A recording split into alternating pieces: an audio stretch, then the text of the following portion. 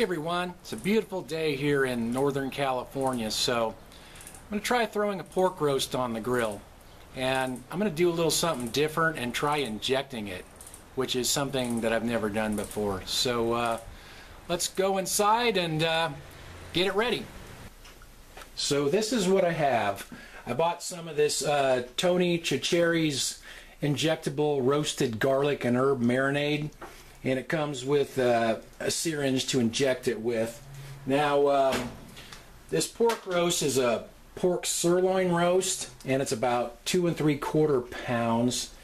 On the bottle it says about 2 pounds of marinade per pound of meat. So if my math is right, I figured that's about 5.5 ounces. So I measured that out in here, and I'm going to see if I can pour it into the syringe and inject it into the roast. Like I said, I've never done this before, so here's how I'm filling up my syringe. Just pouring it out of the measuring pitcher there. And it's working, but some is running out. That's why I have a little bowl underneath. Okay. There we are. And we'll just get the air out of that. Okay. Put our needle on there. I can get the needle on. Now I guess we just shoot this thing up. Oh yeah, you can kind of see it going in there. I grew up on a dairy ranch, so reminds me of giving the cows shots. See it going into the meat. Cool. Now it says you can use this on beef or pork, and I decided to try it on pork first because pork is a lot less expensive, and I figured if I don't like it, I hate to ruin an expensive piece of beef.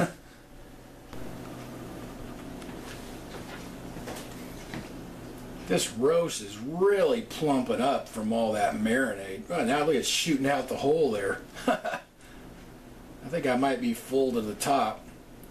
This smells awfully garlicky. I'm not sure if I'm going to like this or not. I did marinate a pork chop in this once, and I thought it was okay. My wife liked it better than I did, but she likes garlic more than I do. So, one thing about this stuff is I buy it all myself, and nobody gives it to me. So if I don't like it, I'm going to tell you I don't like it. Man, this smells so garlicky. And the only pork rub I have is this one, and one of the first ingredients is dehydrated garlic. So I'm not going to use that. I'm just going to make up my own rub. I'm going to use brown sugar, onion powder, ground paprika, a little bit of kosher salt, and some crushed red pepper. So I'm just going to do that, and then we'll come back and put it on the grill. Wow, this smells so much better now. I drained the excess marinade off the plate, and gone over it with some brown sugar, some onion powder, some paprika, and just finishing up with a little bit of kosher salt, and then some red pepper flake. But that brown sugar kind of neutralized all that strong garlic smell. This actually smells really good now, so let's go get the grill ready and put it on there.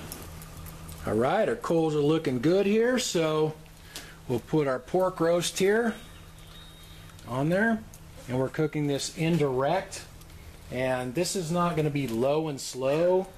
This is just going to be till it hits 145 degrees. This is just like cooking a big old pork chop. So I don't know how long it'll take. Maybe 45 minutes, an hour, I don't know.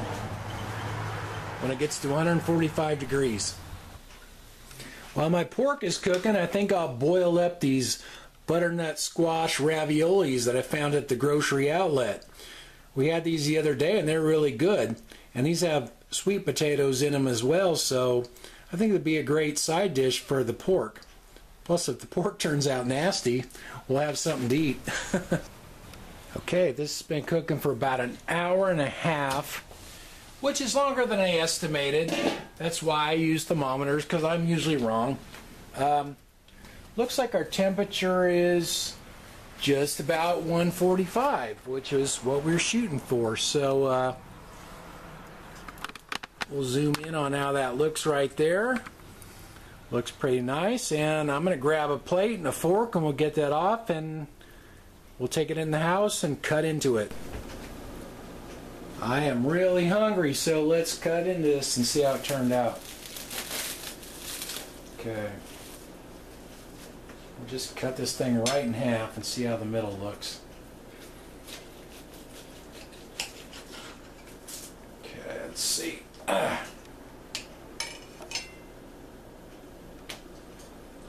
Okay, looks nice. We're seeing some juice.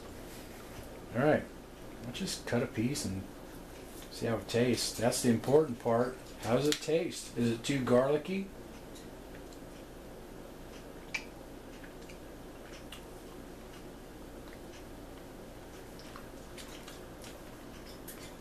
You know, actually that's pretty good. Pretty moist. Now the garlicky flavor is not overwhelming. You can taste the garlic, but it's not, and you can see how juicy that is, but it tastes like pretty good actually. So this actually turned out pretty good, to be honest. I thought it was going to be too garlicky tasting for me and I wouldn't like it, but that garlic taste kind of calmed down after I cooked it, and I'm glad that I put a sweet rub on the outside with no garlic in it, because I think that would have been too much garlic. So this, along with the salad and the butternut squash raviolis, this is going to be awesome. I think I'm going to sleep great tonight. Thanks for watching, you guys. I'll talk to you next time.